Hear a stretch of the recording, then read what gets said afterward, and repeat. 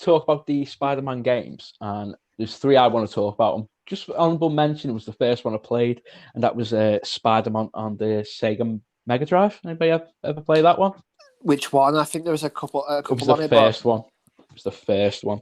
I remember playing one. I remember playing one on it, which was really hard, and it probably is that one. But yeah, can't say I ever played any Spider-Man games until I recently tried a couple, but I'm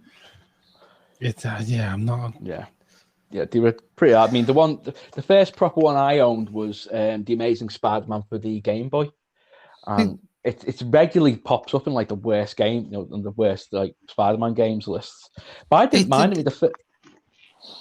The first level was you're going down the street and you fight. The first boss is Mysterio and you piss easy. Second level, you climb up a building and somebody's dropping bombs on you and you're fighting the Green Goblin. Then a third level, it should be Scorpion because you're in the subway. Well, this is it for me. Like they were all either sideways scrolling fighters, or like sort of Pitfall style games where like you would literally sort of like try and swing across until the PlayStation 1 games when they finally made it 3D.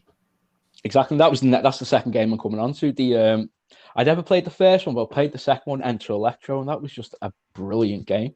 Just the soundtrack, that first one, and then Enter Electro. So Electro was he becomes like this electricity god, but it's all the suits, and you had Stan Lee doing like the music. You had different characters, like you had Beast in there, and it was like really good. I actually bought it for Tommy when he took over my my PS3, so I got him like a load of PS1 games because you could play them on there, and I made sure I got him Spider-Man. It's actually popped up on my memories. I was playing it with him. No, it's really good. The PS1 game was pretty good. The PS2 games were pretty good as well because that's all I had in Sony wise was PS1, PS2. Yeah, that's all I had. I didn't play Spider-Man 2 for the PlayStation. I had Spider-Man, the movie one that was absolute utter shite. I know. I remember that one. You could zip into nothing like the movies. Yeah. And if you touched the floor, you died. What made me laugh? Oh wow! You could actually touch the floor. It was literally you're either on a building or you were zipping around, but. There's a bit where it was just like it was basically a game of hot lava. Yeah, pretty much. Yeah. But like, there's a bit where you're zipping towards the bridge, and there's like, what am I zipping on? There's nothing there. You're like literally zipping over the water, but there's nothing there to go on to. Saying that is they actually like allude to that in the Tom Holland films, don't they? Like in Spider-Man 2. In the second one, sort of like of the Tom Holland films, Far Away From Home, is it? He's out in the country. He's far from home. That's it. He's out in the countryside, and he's at a party, and he sees an explosion go off, and he runs across, and he goes thwip. And he's like, yeah. He just has to run across the fields. What was it? The best bit. It's like that. It's like a scene from what was the film? Ferris Bueller's Day Off. I'm sure they play the music as well. And he falls into that tent with the girls, and his eye starts twitching. The girls start freaking out. He gets chased off. But the third one is probably the best one because I never played Spider-Man 2 on the PlayStation 2, which was apparently like one of the best Spider-Man games. It is really good. But I played Spider-Man on the PS4, and that was just a beautiful game. It's one of the games I got every trophy on. Nice. I remember seeing it as I say, it's really good because I never had PlayStations after PlayStation 2, so I remember seeing it and thinking I'm really jealous of not being able to play this. I would honestly say it's probably I think it's up there. I think the acting in it's brilliant. It's the lad, his name's Yuri something, but he played the Prince in the Prince of Persia trilogy as well, Prince of Persia games, but the acting in it's just brilliant. I'm really looking forward to the sequel because we got Tony Todd, the Candyman himself, doing the voice of Venom, and it's the most creepiest, scariest thing I've probably heard in a long time. So I'm really looking forward to that. But yeah, still not going to buy a PlayStation just to play a Spider-Man game. No. I would. But yeah, it's like you would. I know. Like I said, I'd buy a PlayStation 5 just to get God of War if it comes out on that only. But I need to. Yeah. So, Mike, you said you'd really not had much what do you say? You didn't have much like experience with Spider-Man games up until recently. No, Chris, what about you? I honestly can't say, and I did. Chris, what about you? I have vague memories of playing some sort of Spider-Man game. I don't know. Did you say there was one on the Game Boy or something? Yeah, there was quite a few on the Game Boy. I had the first one. We're all utterly terrible. Yeah, I didn't have a Game Boy, but I imagine I might have played on somebody else's one or something. Yeah. But I mean, the only console I personally have ever owned is a PS2. So so I'm not down with the kids with all these PS5s and what have you. The lad's got a Switch and what have you. And there's no Spider-Man game on the Switch, so I'm left out in the cold. Unfortunately, I did have a look to see, because I like we were just saying, I was surprised to find that there's no Spider-Man port for the PC. There is. Shattered Dimensions is available for the PC. No, I mean like the most recent ones. No, because like Sony, that's Sony, why. Because Sony basically took over it. They just made it PlayStation exclusive. You can't even get Shattered Dimensions on Steam now. It's been taken off. Oh, really? So if you own it already, it's available to download. Yeah. But if you don't own it anymore, you can't buy it. Yeah. So I was gutted, because I did, I watched all the films and I thought, right, I've seen the cartoons when I was young and what have you. I'm not going to go back and watch a load of them, because I get, get what they're about and what have you.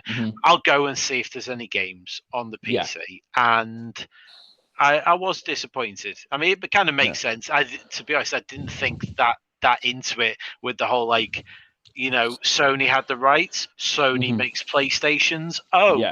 How did that come about? You know what I mean? So the fact that they're exclusives on the PlayStation, it does make perfect sense. But I was disappointed. So sort yourself out, Sony. Let's get some of these games on the PC, please. I don't understand why Sony do that. Why they don't share money. I mean, I understand not sharing to the Xbox community. Yeah. Because they want to fight against the Xbox. Why fight against the PC? I mean, because most people have Microsoft on the PC. Some of us have Linux. Some of us have different OSs. Doesn't mean we have to have we're just PC user base. We're not a console user base. So they might as well sell to us. Absolutely. Sorry, Xbox users. And speaking of Xbox users, Craig, what about you?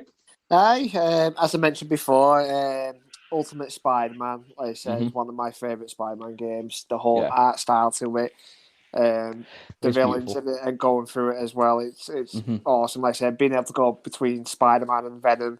And like I said, I think you have to absorb humans as well to keep Venom alive in it, because his health would go down a bit. So you'd have to absorb humans in it, and then Shattered Dimensions as well. I just loved that, being able to go 4 different Spider-Man. It was just the standard classic Spider-Man, and then you had the Venom Spider-Man, and then where I first knew about this, because I didn't know, I got introduced to him, Spider-Man Noir, which I thought was amazing. Yeah, it was absolutely brilliant. The black and white. And the other one I got introduced to as well, Spider-Man 2099. Like I said, I got introduced to that one as well. And it was brilliant. They did a spin-off as well, where which I thought it was a good game, and it introduced me to Anti-Venom as well, and that was you go between classic Spider-Man and Spider-Man 2099. Really, I don't remember that. Yeah, it was a spin-off from the Shattered Dimensions. It was another game, but it was the bad guy was actually Spider-Man in it as well, Peter Parker. But wow! Like I said, you fight Anti-Venom in it as well. Getting introduced to Anti-Venom was brilliant. So, cool. I said, I'll have a look now, see if I can find what the game is. Well, speaking of the Spider-Man TV show, the cartoon that you used to watch, Craig. So Spider-Man Noir in Shattered Dimensions was actually played by the same actor. It's the one who played Spider-Man in the 1994 cartoon. Oh, was it? Nice. Yeah, Christopher Daniel Barnes, and who the Spider-Man himself was actually played by Neil Patrick Harris. Really? Yeah. Yes, it was. Yeah. Oh, that's cool. But yeah, little bit of a geeky knowledge there to get us over to the power level of 9,000. There's been tons of sort of like famous actors in Spider-Man things. It's like, how many times did what's his name? Oh, Jesus. No, forget it.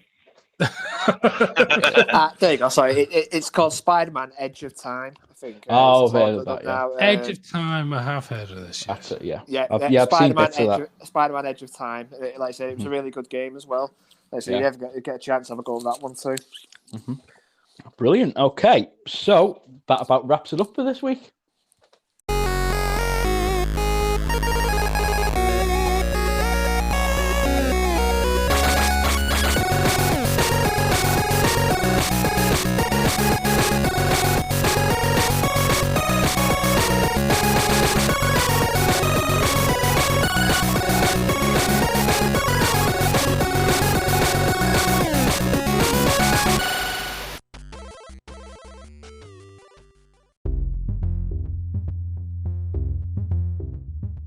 Okay, Beastman, I will read the thing. Thank you for listening to the Geeky Dads podcast this week. You can find us on Twitter at the Geeky Dads Pod, Instagram at the Geeky Dads Podcast, Facebook.com/the Geeky Dads Podcast, and even now on YouTube, the Geeky Dads Podcast. What the fuck? We're on everything now. You can even listen and subscribe on Anchor FM, Spotify, Pocket Cast, and even Stitcher. Leave that alone, Beastman! You infernal boob!